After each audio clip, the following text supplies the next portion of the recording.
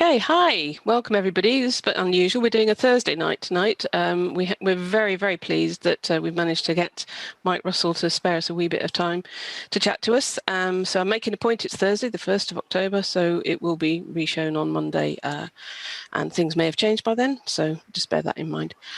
Mike, I'm sure you all know, has been in Hollywood most of its life, not most of his, because he's done other things too, and has held various ministerial posts, including environmental affairs, education, and Scotland's place in Europe. I haven't got that quite right, I don't think. But he's currently the Cabinet Secretary for the Constitution, Europe and External Affairs. So lots of things that we want to talk to him about tonight. So let's kind of start with the dreaded internal markets bill, and in particular, Ursula von der Leyen stole my question actually that I wrote yesterday by announcing today that she wants to make some waves with the British UK government for what they're doing. So, Mike, what for you are the implications for Scotland of the internal market bill, and what are the issues around what Ursula has done today? Well, I think the UK government, as ever, constantly underrates what the impact of its actions will be, and constantly believes that the world turns around it, and it doesn't. It was quite clear from the beginning that if the bill was to essentially break the withdrawal agreement, something that the Tories have been threatening to do since they signed the withdrawal agreement, indeed since before they signed the withdrawal agreement, because apparently Michael Gove was telling the recalcitrant Tories he shouldn't worry about it because they could always repudiate it. Then it was inevitable that there was going to be a hugely negative reaction from the EU, amongst others. Not just the EU, it's global. That there is a feeling that if you can't trust a country to stick by its word, how can you deal with them? I think also they didn't, which is always a useful thing to do, put themselves in the other person's shoes. If the EU is seen to be backing down on this now, it will look to everybody else who negotiates with the EU that the only thing you need to do is to break international law, to say you won't stick to agreements, and the EU will crumble. They can't do that. I mean, that's simply something they cannot do. So it was inevitable where we are. It is very carefully judged and graded. They are taking things a step at a time, and they are at last making a fatal mistake by assuming that the UK will be reasonable and thoughtful. I've been negotiating with the UK for the last 4 years. The current regime is neither reasonable nor thoughtful, and I think that there is very limited opportunity for them to resolve this amicably. The only way that can be done is by Johnson withdrawing the bill. Can he do that and save face? Well, that's a moot point. I think they might be able to come to an EU withdrawal agreement, finally, to allow Johnson to save face. I don't think they care about that. But I think it's much harder for them to allow him to save face on the threat that he has made through international law. So that's one set of problems. And Scotland does not want to be associated with that. I don't want that done in my name, and neither I think there's anybody who is watching this or involved with this. The second problem with this, and in terms of day-to-day activity in Scotland, a more grave problem, is that this is a major undermining of the Scottish Parliament. The people of Scotland voted for the Scottish Parliament by a very substantial majority in 1997. They voted for the powers we have and for additional powers. Those are to be massively circumscribed by this bill. And there's no doubt about that. I mean, Michael Gove and I have both given evidence to the Scottish Parliament Constitutional Committee this week. He claims that any criticism is for the birds. The only bird that really matters in this is chlorinated chicken, because what will happen is that they will undermine the Scottish Parliament in order to do bad trade deals. They have to do bad trade deals. They're not going to get any good trade deals the way they have behaved. So this is a deliberate attempt to cut Scotland out of decision-making in areas for which it is responsible. That is unacceptable. We're certainly not going to go along with that. There is an alternative, which is the common frameworks, which we've spent a great deal of time negotiating. But as far as we're concerned, the internal market bill falls on both counts, and the sensible thing to happen is it should be withdrawn. So are you talking to Mark Drakeford and Arlene Phillips about these things as well? Because presumably, Northern Ireland is in a different situation, obviously, but Wales is more like our situation, isn't it? Well, the parliaments of all three countries have voted against this. Wales and ourselves, and then Northern Ireland last week on an SDLP motion voted against it. It's more difficult in Northern Ireland because that is a very sensitive situation. But whilst I don't think Arlene Foster would be that worried about it, I do think Michelle O'Neill would. And there are two voices in the Northern Ireland executive that matter in that regard. And the Parliament has shown itself to be against it too. Mark Drakeford is my former compatriot in negotiating with the UK before he became Welsh First Minister. He has made his position clear. And my current opposite number in Wales, Jeremy Miles, and I have worked very closely on this. So I don't think there's any difficulty. The real problem here is that all three of those countries have made it clear they don't want this. In any reasonable, sensible, democratic constitution, that would be it. We don't have that in the UK. We have currently a regime that is deeply hostile to devolution, that regards the sovereignty of the UK Parliament as absolute, and cannot understand why people like me are allowed to take part in decision-making when that should all be abrogated to Westminster. That is where they will continue to go with this, and that's what has to be resisted. So you think they'd be making these attacks even without the Internal Markets Bill? So yes. I mean, this is symptom, not cause. Yeah. Okay. What we have here is a deeply hostile government to the idea of devolution. That's been getting worse, really, since 2016. Put it this way: if you're a Brexiteer who believes in that old mantra, control of borders, laws, and money, you believe in the absolute sovereignty of the Westminster Parliament. I mean, that is a bizarre 18th century construct that has no real meaning. In Scotland, the people are sovereign. But you believe in that. And if you believe in that, you don't believe there are any other parliaments in these islands that deserve to have a say or a look in. And there's also I really just think an inimical hostility towards the Scottish Parliament. Gove regards Scotland as his fiefdom. I don't know why he's never stood for election in Scotland and wouldn't be elected in Scotland as far as I could see. And there's a growing fear of Scottish independence too, as the only rational alternative to what we are presently faced with. So all those things come together. There's also a deep misunderstanding of devolution. I'm very struck by this. I gave evidence some weeks ago to the Commons Public Accounts and Constitutional Affairs Committee. And in the sort of rather confused thinking of the majority of members who, by and large, were nowhere near devolution in 1997, 1999, let alone in the mid-90s, it's all somehow mixed up with independence, the SNP government, and all that sort of thing. And they don't really understand what it's about, and they don't understand how it came about. They've no understanding of the history of it. So it's all a bit of a mess, and trying to make a way through it is pretty difficult. And it's made worse by the fact that many of the present UK government regard themselves, with no evidence whatsoever, as masters of the universe and incredibly clever. And that makes it harder. So do you think some of them really want to get rid of us as well? Because I kind of hear that every now and again. I think they'd love to, but the problem is it's not as easy as that. There would have to be a referendum to do so. So the easiest way to do so is to constantly try and cut the powers back. And that's what's going on. That's why it's very important to resist. I'm not a devolutionist. I want independence. But the road to independence lies through devolution. That was settled over 20 years ago, more than 20 years ago. And therefore, we have to keep that road open for the people of Scotland to travel. And they're trying to close it. And this question's just occurred to me while I'm talking to you. Do you think then, if the two referenda, the 2014, 2016, had been the other way round, we'd be in a completely different situation? Because if thought of that, if they'd been the other way round, gosh, yes, of course. I mean, I do think that there is a clarity about the situation which perhaps just wasn't there in 2014. I mean, I don't believe in bad mouthing the result in 2014. It was very close. It's much closer than when I first joined the SNP in 1974, you couldn't have dreamed of such a close result. So it's much closer, but it wasn't a win. And, a win is what was needed. But I think there is no status quo now. There is Brexit Britain or is independent membership of the EU. That's the choice that people have. And we know in 2014, the argument was you couldn't be in the EU if you were independent. That was nonsense, but you know that was a persuasive argument for some people.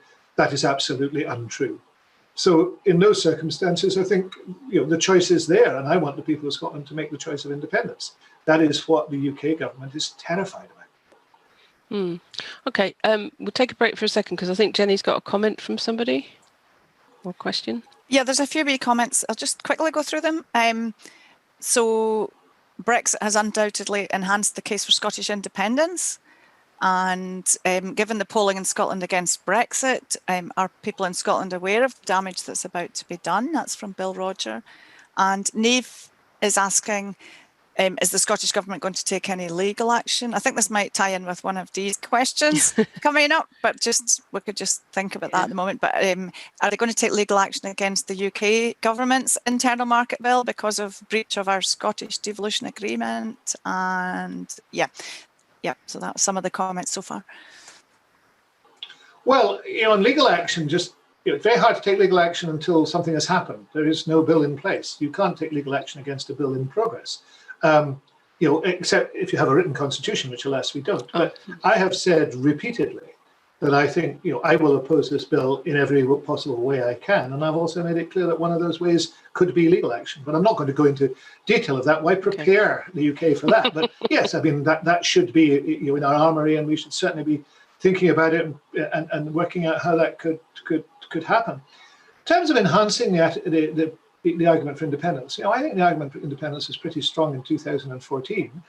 If it is stronger now, and I believe it is stronger now, it is because of actions that others have taken to illustrate for us very, very clearly why the status quo of being in the UK does not any longer exist, and why independence is the best solution. But it is up to us to go out and make that case.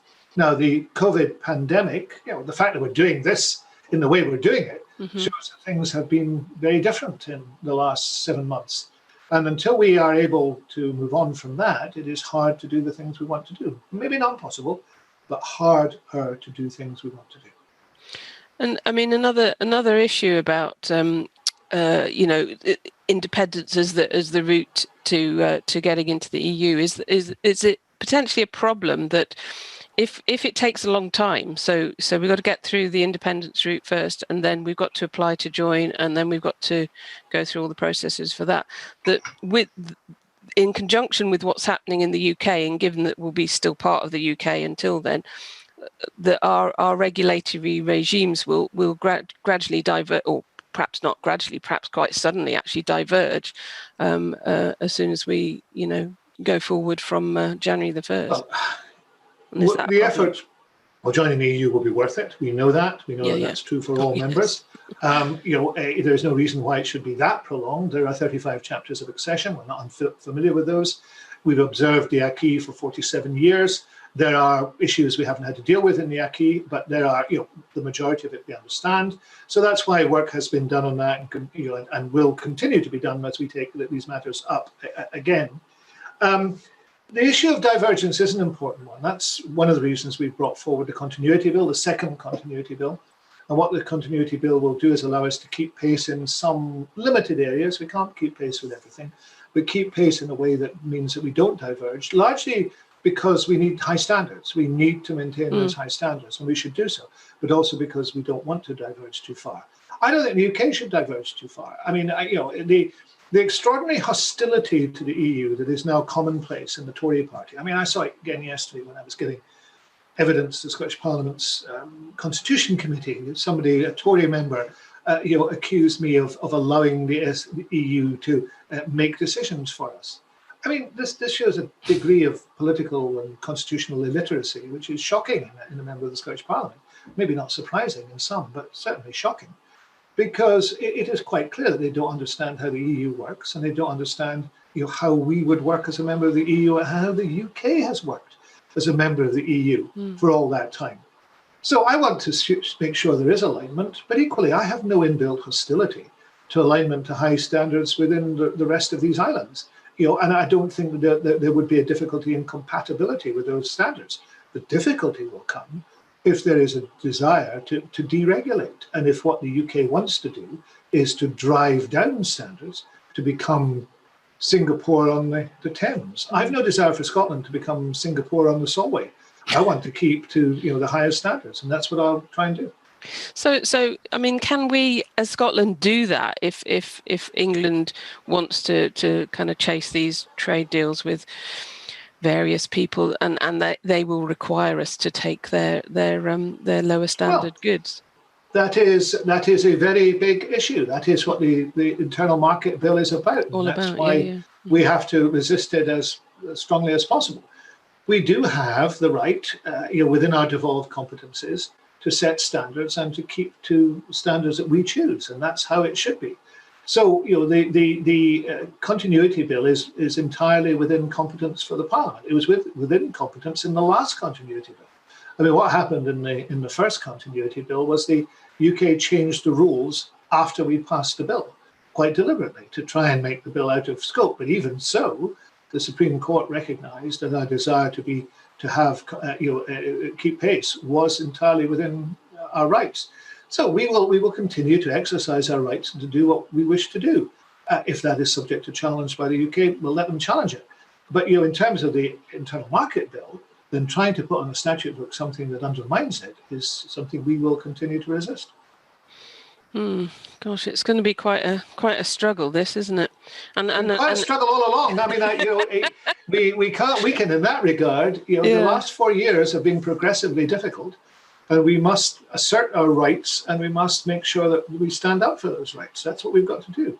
Yeah, because I think maybe one thing that they underestimate down there is that actually the world is looking at us as well, and looking at Nicola Sturgeon and comparing her to Johnson, and and sort of seeing the difference in style and content as well, and we must be careful to differentiate between the UK government, and how it operates, and the wider people of what Chesterton would have called the plain people of England. I was born in that nationalist hotbed of Bromley. My mother was, and her father and his father were born in a village called Abbots Langley outside Watford. This is about governance, and this is about the way in which that governance has gone wrong and is still going wrong south of the border, and the legitimate choices of Scotland as a nation. That's what it's about. So we must, in our minds, be very clear about that and how we approach this. And it is about joining in, not separating. It is about taking part in the wider EU and being part of the world. And it is not separating from the UK. It is, in actual fact, saying we wish to change the nature of that relationship, which has, progressively failed to become a relationship of equals. Now, the definitions we then apply in terms of resolving issues like the border are the definitions that we would apply as a member of the EU. And as you know, once we've started on the process of accession, and it is likely that there will be some sort of early agreement that allows us to move through the chapters of accession, having to fulfill them, but recognizing that what we want is a set of relationships with everybody that is best for everybody. And the people who are out of step in this, just actually often in some of the coronavirus stuff, are not Scotland. It's not Wales, it's not Northern Ireland, it's England. And it's the present government of England that is out of step. And we really need to say that, because they thrive on alleging that they are the ones behaving in a normal fashion. They're the ones who are behaving in an abnormal fashion. And we need to say that. Because that's recognised everywhere else except on this island. And I mean, the way that Westminster is, the election process, the first past the post system is a big part of the problem, isn't it? And I think I heard the other day that there are, I can't remember what the number was, but there's dozens and dozens of seats in England that have never changed hands because they've always been one way, because of first past the post, and it just doesn't seem right. Well, the democratic arrangements that England makes for itself are for England. I can't save England for itself. I can say that I think in a modern democracy you need to recognise that every vote counts, but that will be up to them. What I can't accept is that archaic system essentially interferes with the rights of myself and my fellow citizens to live our lives as we wish to do so. I think that's unreasonable. And I think we should just be calm and rational about that. Another thing I've heard in the last few days is that the suggestion that maybe the SNP MPs should withdraw from Westminster. Have you heard anything about that, or do you have any thoughts on that? We're not an abstentionist party. Sinn Féin has traditionally been an abstentionist party and makes it clear when they stand that their members will not essentially take the oath. It's only varied in recent years in the sense that they are able to attend the House of Commons, use the facilities of the House of Commons, employ staff and things, but they do not take the oath. We've never been in that position, and we've never said to the people of Scotland, that's not what we're going to do. So I'm reluctant to back abstentionism. I don't think it's in our tradition. Our tradition is taking part in arguing our case, and I think that's what we should do. And I think that, the Scottish MPs do a very good job of standing up. I mean, Murray Black's speech the other night was really good. We shared that one. We've got another couple of comments from the floor from Jenny at this point.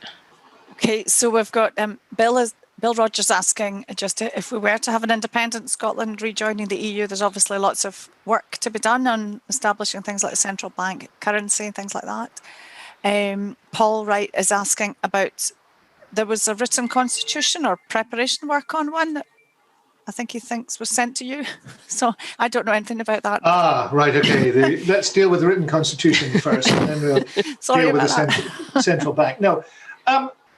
In 2014, there was very limited work done on a constitution. Towards the end of the process of preparing for the referendum, there was some work done on what a written constitution would look like. And it was sort of after the choice of independence, people would then decide. And that is logically what should happen. But you shouldn't be without ideas of what should be in the written constitution. Neil McCormick did work on the written constitution 25, 30 years ago. There are a number of people who have been preparing work on the written constitution in recent months and years. I want to be careful about this because I don't want to be too critical. There has been a discussion about a blockchain constitution, and I know the people behind that have been very enthusiastic about it. I want to, and who allege that if 2 million people, I don't know whether you sign a blockchain, you do something to a blockchain, do whatever you do to a blockchain, then Scotland becomes independent. That's not true. Independence is a matter of politics. It's not a matter of constitutionalism or information technology. It's not a matter, and people write to me regularly saying, things like, there's a comma misplaced in Article 78 of the Act of Union, and therefore we are independent. We will have to do this in a very clear constitutional way, and it is a political decision that we have to reach to. So I'm not against discussing a constitution. I'm not against ideas for a constitution. I know lots of people who are drafting things. That's great. But I think a step at a time, and we're also been going through a coronavirus pandemic. We don't have the time and the resource to put together an elaborate written constitution when the people of Scotland haven't even said that they want to be independent. And that's also something I just caution people about. I am really pleased and excited that the opinion polls show a majority for independence, but they don't show a majority that's certain. And the only vote in the end that counts is the vote that takes place on the day. So my view is quite a lot of work still to be done to make the case, to argue things, and that is in the middle of a pandemic.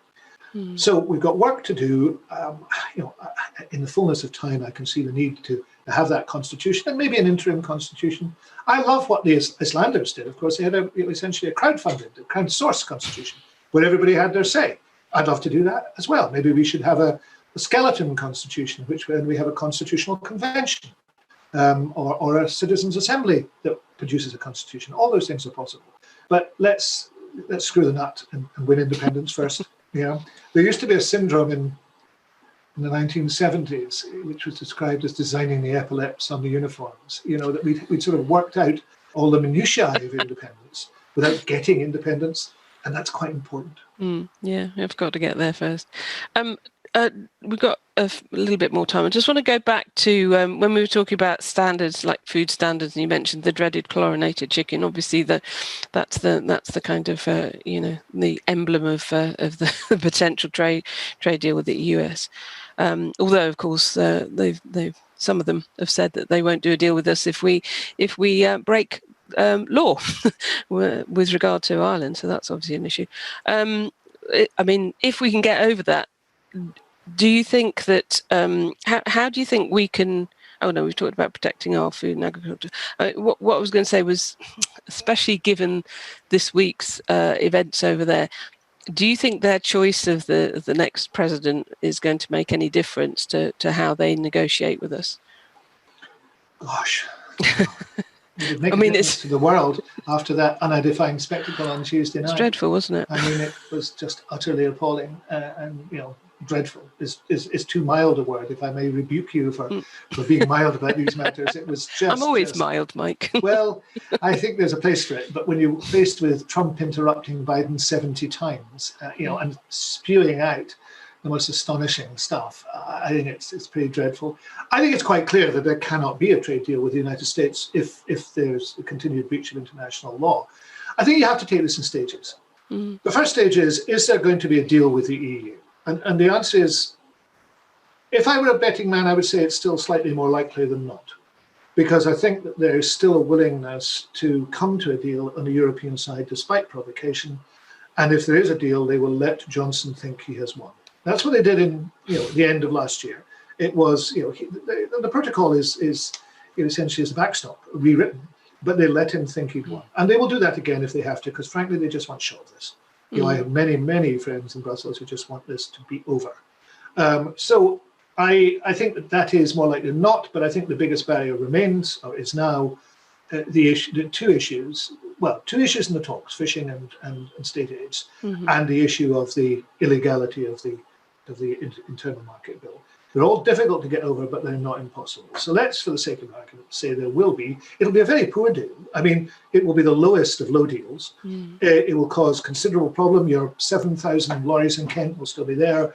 There will still be difficulty with supplies. There will still be the added, the COVID depression and the financial depression will be added to by the Brexit depression. These are not good prospects. And they will be trumpeted by the Tories as being wonderful achievements. And in the fullness of time, very quickly, actually, we will discover how bad those things are. Once that is done, and there is a deal, and presumably that means that the internal market bill is off the table, that part of the internal market bill is off the table, then I think they move to serious trade negotiations. They'll need the COVID pandemic to be over, and that will require a vaccine. Vaccine, yeah. I think then they will discover how tough the Americans are in trade talks. I mean, the Americans are not philanthropists in these matters. There are huge issues to be resolved. Agriculture will have to be in the middle of them. Food standards are lower and different. Pharmaceuticals will always be part of that. There is a desire by American pharmaceutical companies to muscle in on a whole range of things. I think this is going to be tough, and I think it's going to be disadvantageous. Again, because spin takes precedence over facts. There will be the trumpeting of this as a wonderful achievement. When you look at the Japan interim trade deal that they appear to have reached, apart from a bonanza for the manufacturers of Stilton cheese, which is not many. I don't think I've ever met a manufacturer of Stilton cheese. They are, apparently, the world is their cheese round. But apart from that, when you look at it, it's a pretty bad deal, and it's a deal that's more restrictive than the deal that they're trying to get with the EU. And there's some worrying things. Microbial resistance is a real issue in there. There are issues in the health services. I think the future is not good in this. Unless we're independent, and unless we're negotiating as part of the EU, then this is not going to be good for us. Because that Japan deal was only something like 0.07% of annual GDP or something, wasn't it? You cannot replace the damage being done with the trade deal, trade agreements with the EU with that. Now, the argument is you shouldn't have to, because there should be no question that even not as a member, you should be able to come to a deal that will allow you to trade well. They're making that very difficult. Their argument to Scotland, of course, is if you are not part of UK, you cannot trade with us. But that's not their argument when it comes to the EU. Their argument is the opposite. We're not part of you, but we'll still be able to trade with you. There's an inconsistency in there. And the truth of the matter lies that, of course, they should be able to continue with the trade, but they're making it very hard. I mean, if you look at the logistics issues, they're putting into a new customs system, which isn't there, which will take 18 months to work, and which will cost more. Why? I mean, it's remarkable that anybody would want to do that, but that's what they're doing. Yes, I mean, it's eye-watering the amount of money they're spending, amount of borrowed money they're spending on all sorts of things. Anyway, we've got a little question, Jenny, from somebody. Yeah, we've got a couple of comments from Edinburgh. So Vanessa just saying, excellent as ever, Mike. And Thank you. Edinburgh. I don't think I'm related to Vanessa, but thank you. Anyway. We all know Vanessa. And Edinburgh for Europe. How can we support your work in ensuring Scotland is viewed positively by EU members so that we are in a place where we can apply to rejoin, so that we'll be welcomed when we're in such a place? That's a really important question. I constantly say, and I think some of you have heard me say it in occasions, the really important thing to do at the moment is to strengthen your links with the EU, not weaken them. So everybody who has links, friends, family, business links, academic links, those should be strengthened. And we should be talking about the importance of Scotland engaging. And a secondary point is also not to spend our time whining. I'm very conscious when I have meetings, either in Brussels or Strasbourg or the capitals or elsewhere, that I can sound like the whinging jock. We're really badly done to. It was awful the way we're treated. We need to talk about the EU's agenda, and we need to talk about the way in which we're going to take issues forward, and the way in which we agree or disagree with what the EU is doing. And we need to, in our minds, regard ourselves as part of the EU already, and participating fully in the discussions that take place. So I think we need to be very positive about our future. We need to be very engaged. And we also need to make sure that this is not in any sense understood as hostility to anybody else. This is a mature choice by a mature democracy and should be treated in a calm manner. Mm. Right, so there's our message. Stay calm and carry on. Keep calm and carry on. Ha! I made up a slogan. No, I haven't. It's a very old one.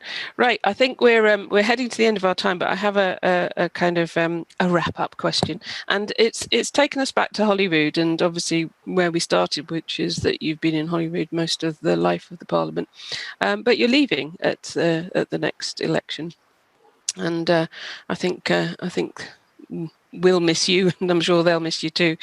But I saw a prospective candidate on the TV the other night, and she was a young, kind of vibrant young woman, and I thought, yeah, we could do with.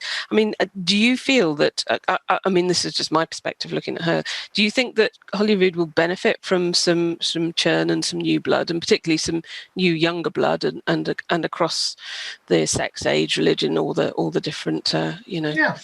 Will it benefit when I'm not there? Yes, is the answer. No, not because you're not there. Because you're not the only one that's leaving. Yeah, I mean, yes. I mean, I'm not standing again because I'm 67. I mean, I know it's hard to believe, but you should see the portrait in my attic. I've had a good time in the Parliament. I've learned a lot. I hope I've contributed something, but I have other things I want to do. I mean, I'm very, very mindful of Tony Benn's remark that he gave up parliamentary politics in order to spend more time on politics. And there are some things that I would like to do which I can't do as a parliamentarian. I mean, I physically can't do them. I represent a very big constituency, 23 inhabited islands. I am a minister in a busy portfolio. The constituency work is massive. I have a great team, both in working for me as an MSP and as a minister. Absolutely fabulous work they do. I literally couldn't do it without them. But it's time I moved on and did something else. So what happens then? Well, in my constituency, the party's National Executive Committee has decided it should be an all-women shortlist. I thoroughly approve of that. The only female parliamentarian for Argyll and Bute in 102 years, which is as long as women, using that awful phrase, have been permitted to stand for Parliament, was Ray Meeke. And when you do the figures, that's one, I think, out of 20. When you do the figures, and you look at candidates, the chances of being elected are for men are 1 in 4, and for women are 1 in 9. Now this needs to stop. And how else can you stop it but from time to time an element of positive discrimination? So I think that's right, and there are a number of very, very good candidates to replace me. I think the Parliament does need churn. I think I argued quite a time ago in a book, and probably regret arguing it now, but that's the problem of having earned your living as a writer. You sometimes have things you've said cast back up at you. I think I did argue for a consideration of term limits, which do exist in other democracies. I'm not saying we should do that, but we shouldn't be worried that people, are going to leave a parliament and others are going to take their place. I think that's a positive thing. And quite a number of us who are leaving on this occasion have been there, more or less. I mean, I would have done the full term, except I lost in 2003 and came back in 2007.